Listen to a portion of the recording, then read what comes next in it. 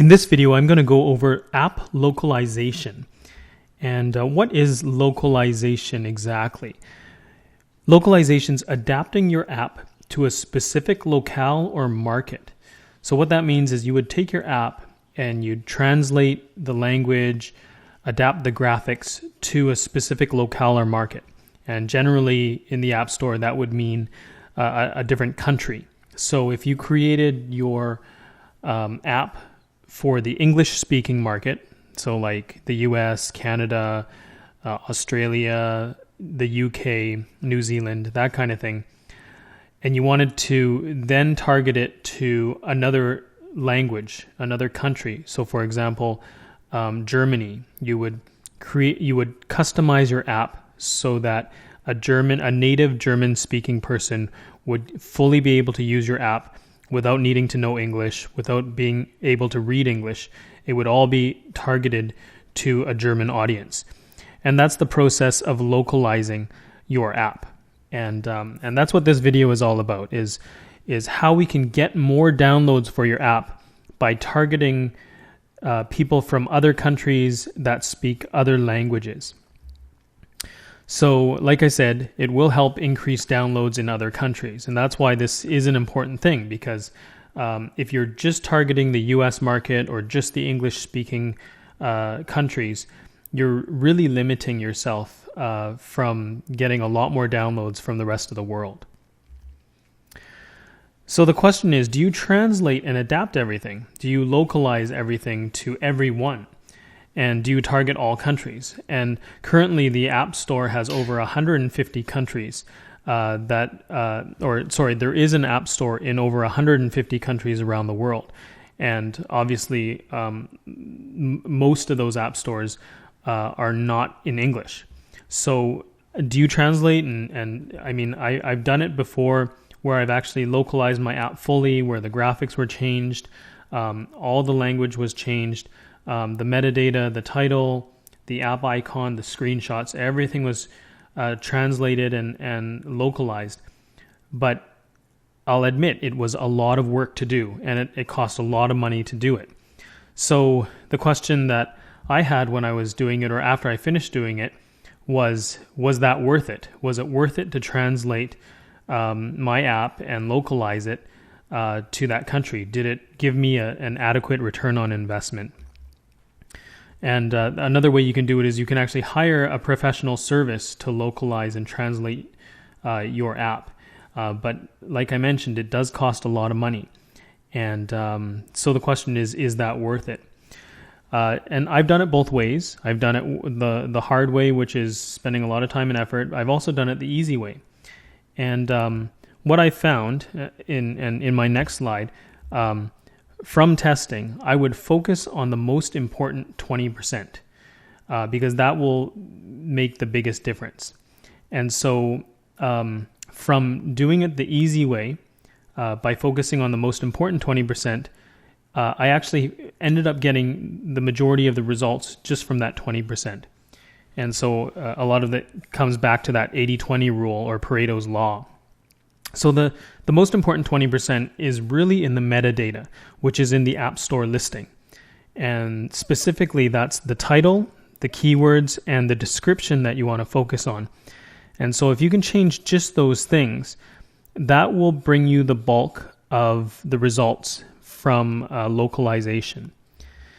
Now, screenshots, if you have text that's there's a description in your screenshots, that would be a bonus. I mean, it would be nice to customize your screenshots to different languages.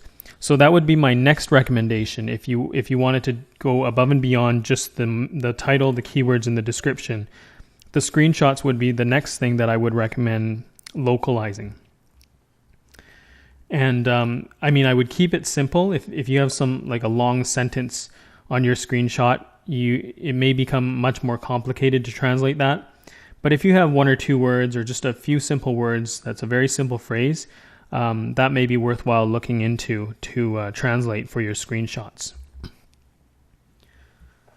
So in-app localization, such as these are all the things that are inside your app, like buttons, text, images, that's a lot more cumbersome and expensive to do. But having said that, if you have an app that is doing really well, and especially if you see it gaining a lot of traction in another country that speaks another language, that's something that you may seriously want to consider going all out and doing a full localization for the entire app, including everything inside the app. That is a business decision you're going to need to make yourself.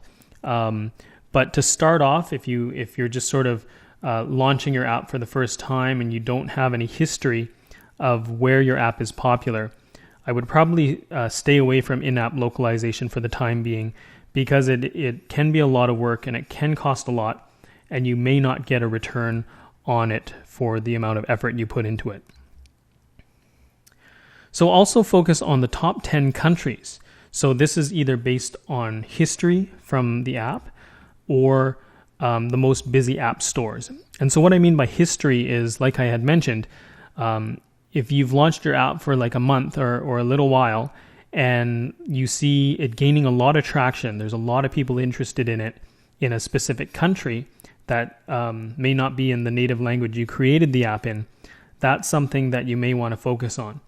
But short of that, and actually just as an example, I had recently launched a game, and it had been up for a couple of weeks, and I was monitoring it, and I found out there were a lot of people from the Philippines downloading it. And so that's an example where, I didn't end up doing it, but it may have been something I would have seriously considered localizing or spending more effort on Tagalog or the Filipino language to make sure that it's catered to them and it appeals to a larger audience in the Philippines. So anyways, besides based on history, you may want to focus most on the busiest app stores that are out there. And so,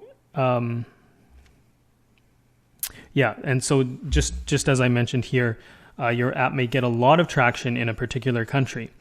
And if you see this, consider investing more effort in localizing for this country.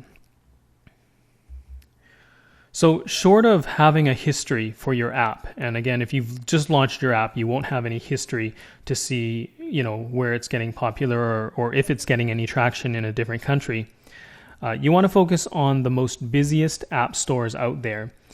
And so this is what I found in my experience to be the busier app stores, the ones that are much more active. And these are the languages I would recommend translating your app into. And I find Spanish, because there's such a large Spanish-speaking population in the world, that is a great language to localize in. And there's also a Spanish localization hack that I'll share in the next video that also brings the Spanish localization to our benefit. But in addition to that, other languages would be Danish, Dutch, French, German, Italian, Japanese, Korean, Russian, Swedish. And then the Chinese language has actually two different variations. One is Chinese simplified and the other is Chinese traditional. For those of you that don't know, Chinese simplified targets specifically the country of China, because the country of China has officially, their language is a simplified version. They use simplified Chinese characters. And so if you're targeting China specifically, you would use Chinese simplified. But for all other parts or most other countries, Chinese-speaking countries, you would want to translate to Chinese traditional. So an example of countries that are using the traditional Chinese characters, it would be places like Taiwan, Hong Kong, and there's several other smaller countries that would be using traditional Chinese. So those two, China in itself is a very peculiar market. So if you're familiar with it and you do want to translate and localize your app into Chinese, just be aware of the two different variations of Chinese simplified and Chinese traditional, because depending on who you want your audience to be, you would translate it to one or the other or both. But overall, these are all the languages that I would target if you are planning to localize your app into different languages. So I want to show you how you would add a language to localize an app. And here I have just a test app. I created test app 2000, and it's just got a bunch of dummy information. But basically over here where it says, like right now, this metadata and upload section is in English and English only. That's the default language, because that was the language that I chose as my default language when I signed up for my iTunes developer account or my Apple developer account. But over here on the right, it says choose another language. And if I click down on this, you can see there's a whole bunch of different languages you can add, right? And again, all the languages I had mentioned earlier, those are all here.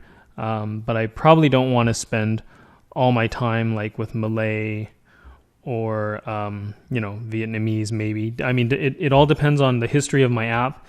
But if I am adding languages, I would select these, and let's just say I choose Spanish, and I add that as a language. I can choose add this localization. And once I add it, this would be add Spanish, and I would change my app title, change my description, my keywords, and add this as a localization as in terms of the metadata. This is where I would change it. And keep in mind that once you've published your app, let's say you've published your app and Apple's reviewed it and approved it and it's up on the App Store, you cannot edit and change, you can't add any more languages to that version that has been published to the App Store. If you want to add another language after the fact that your app has been published to the App Store, you need to then publish another version of your app, a newer version of your app, and then add the language to your metadata. And that has to be paired with a new version. You can't edit or add another language after the fact that it's already been put up onto the App Store. So when you do publish it, you'll find that when you click down on this, none of these non-activated languages will be available if your app has already been published to the App Store. So keep that in mind. You want to add the localizations before you submit your app for review, or at least before Apple reviews your app and publishes it to the App Store. Now, here's an example of the Google Play Store. And right at the top here, you see it's in English here. And you can add translations. There's a button here to add translations. And as you can see, there are many languages here, actually more than the Apple App Store, that you can translate to. So you would just select, again, if I select Spanish, for example. Actually, I'll do Latin America and add that. So here you would add your title, your short description, and your full description, all for the Spanish language, and that's how you would do it for the Google Play Store. So a lot of people ask me, where do I get my translation services done for localization purposes? And I have used some professional services. I've also hired people through outsourcing or freelance sites like Odesk or Elance. And, that could be as simple as posting up an ad or a job posting, just saying, hey, I need someone to translate 500 words from English to Italian. And you'll usually get a bunch of people that will be willing to do it for, $20, $30, or even less potentially. But again, if you're translating into, 10 different languages, that definitely could add up. So typically what I do to start out is I'll take my English description and usually keep it brief, but I would actually just use a translation, an online translation service. So I just went to this game here, and I'm going to cut and paste this. This is actually quite long. I probably wouldn't have something this long, but I'd go to translate.google.com, and I would translate from English. I'd paste that into English and translate into Spanish. And as you can see, Google's translated it to Spanish. I'm not a Spanish speaker, so I can't verify this, but if you have friends or family that can speak the language that you're translating to, I would definitely ask them to proofread it for you. Or, there's other sites where you can actually probably either pay someone or ask someone to just proofread the text for you.